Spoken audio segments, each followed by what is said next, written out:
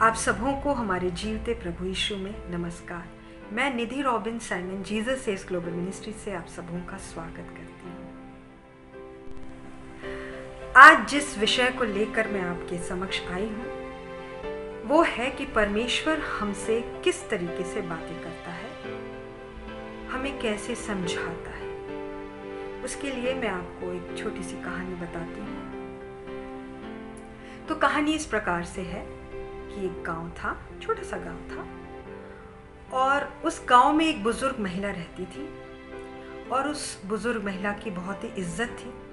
इसलिए इज्जत थी क्योंकि गांव के सारे लोग उनके पास आया करते थे सलाह मशवरा के लिए, और वो उन्हें सलाह दिया करती थी। क्यों?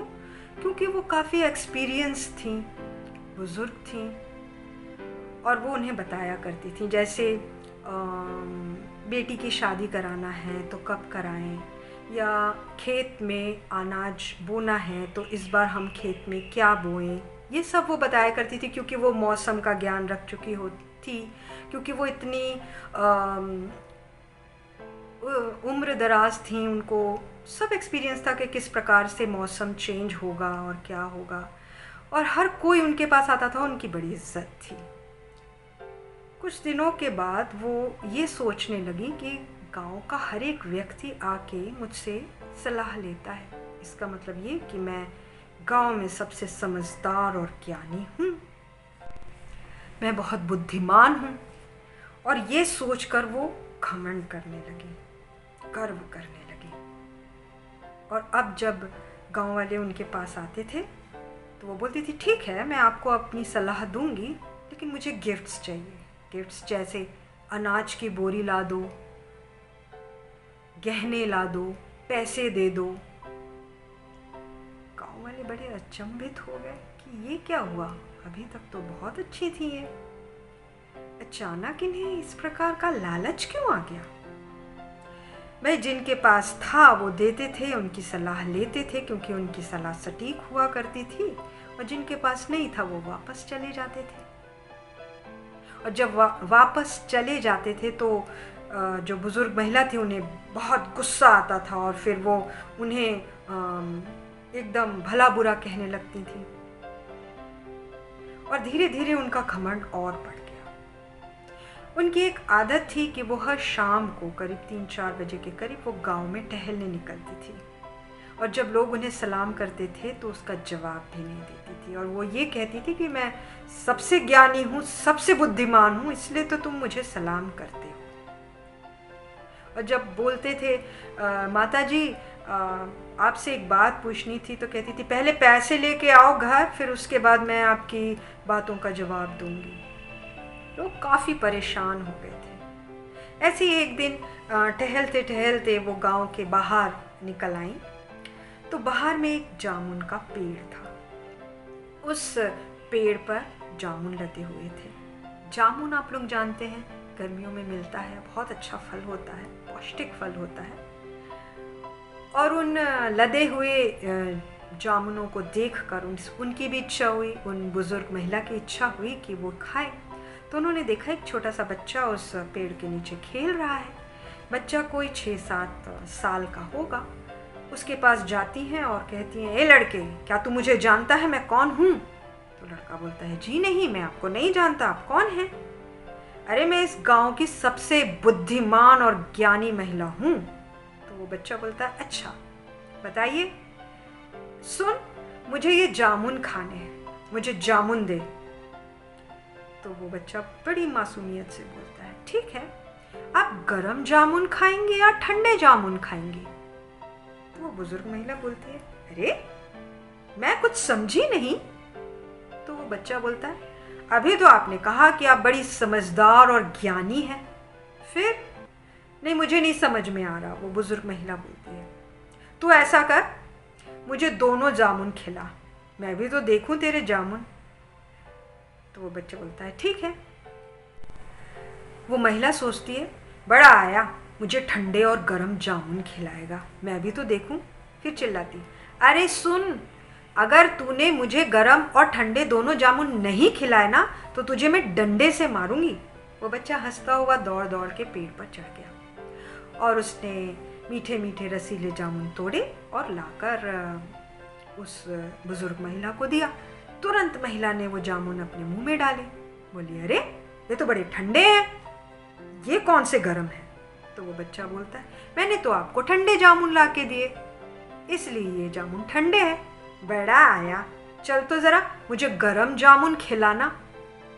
वो बोलता है ठीक है। फिर दौड़ता हुआ चढ़ जाता है वो पेड़ पर।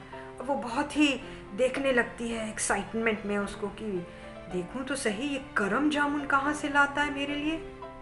और वो चढ़कर उस टहनी को जिसमें ढेर सारे जामुन लगे थे हिलाता है। सारे जामुन नीचे गिरते हैं और वहाँ से चिल्ला के बोलता है, लो दादी माँ, लो गरम जामुन खा लो।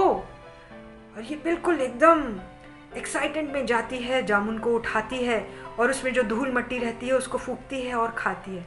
अरे लड़के, झूठ बोलता है, ये तो ठंडे ही है।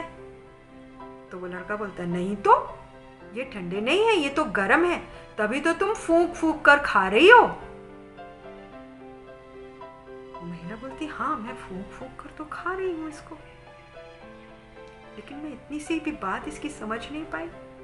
और वो लड़का हंसने लगता है जोर जोर से।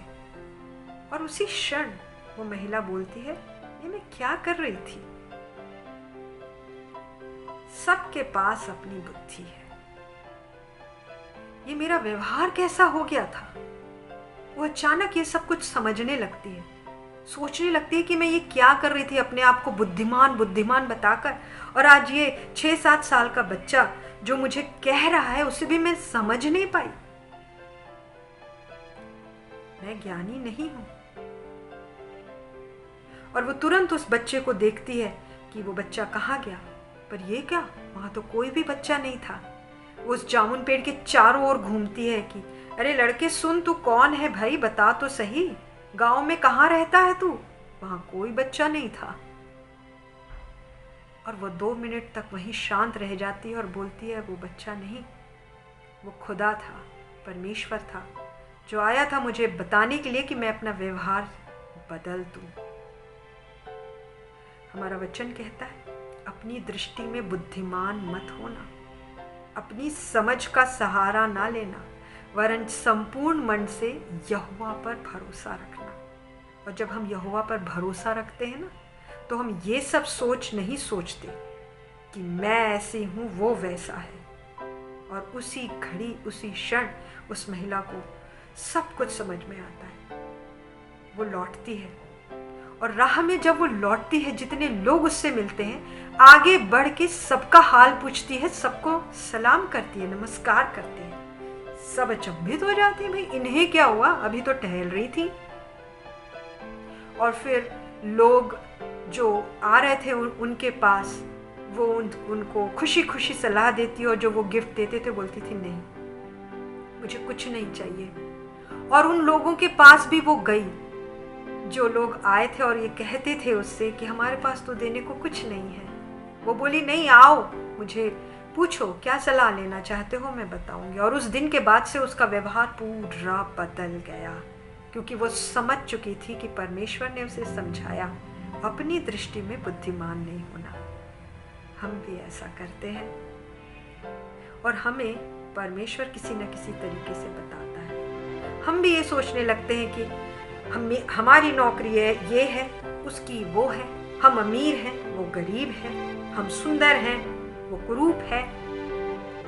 ऐसे नहीं सोचना। अपनी दृष्टि में हमें कुछ भी प्रिय नहीं करना है, मीन्स अलग थलग अपने आप को नहीं समझना है, क्योंकि हम उस परमेश्वर की रचना, हम सब एक हैं, वी ऑल आर इक्वल। वही सब कुछ करता है, एक को बढ़ाता, एक को घटाता है। उसने आसमान ताना, उसने धरती को स्थिर किया, सूरज और चांद को नियम सहित बांधा, वही सब करने वाला। हम अपने आप में कुछ भी नहीं। और हम जो हैं, अगर हमें किसी ने कहा कि हाँ वाह भाई आपने ये काम किया, ये तो बहुत ही अच्छा है, तो उस व्यक्ति के साथ साथ हमें परमेश्वर का शुक्रगुजार होना चाहिए, क्योंकि हमारा परमेश्वर चाहता है, उसने हमें आशीष दी है, इसलिए हम ऐसे हैं। मैं आपको वचन पढ़ के बताती हूँ जो पाया जाता है लूका उसका पहला अध्याय उसका 52 और 53। यहाँ इस प्रकार लिखा है, उसने बलवानों को उनके सिंहासन से गिरा दिया और दीनों को ऊंचा किया। उसने भूखों को अच्छी वस्तुओं से तृप्त किया और धनवानों को छूछे हाथ निकाल दिया। हमारा वचन बिल्कुल क्लियरली कह रहा है कि जो कुछ भी हमारे साथ होता है वो उसकी ओर से होता है, वो परमेश्वर की ओर से होता है। आज आप जो हैं, क्योंकि परमेश्वर चाहता है आप हैं, इसलिए हमें कभी भी घमंड नहीं करना चाहिए। ऊंच नीच का भेदभाव, काले गोरे का भेदभाव नहीं करना चाहिए। हम सब उसके हाथों की बनाई हुई रचना है। धर्म के कारण एक दूसरे से नहीं लड़ना चाहिए कि मेरा धर्म अच्छा, उसका धर्म ये नहीं। मैं अमीर, वो गरीब, कोई व्यवहार में बदलाव नहीं। हम सब एक हैं। हमें उसने बनाया है और उसने नियुक्त किया है। हम सब में कुछ ना कुछ स्पेशलिटीज हैं। अपनी स्पेशलिटी को हमें पहचानना है और परमेश्वर का धन्यवाद देना है। उस स्पेशलिटी को, उस टैलेंट को हमें फैलाना है, लोगों में बताना है, लेकिन उसका कभी भी घमंड नहीं करना है। आज ये जो झगड़े हो रहे हैं चारों तरफ, ये गलत है। हमें नहीं करना है और इसका विरोध भी करना है। आशा करती हूँ इस वीडियो से आपको ज़रूर परमेश्वर आशीष देगा और आप सहमत भी होंगे। परमेश्वर आप सबों को आशीष दे।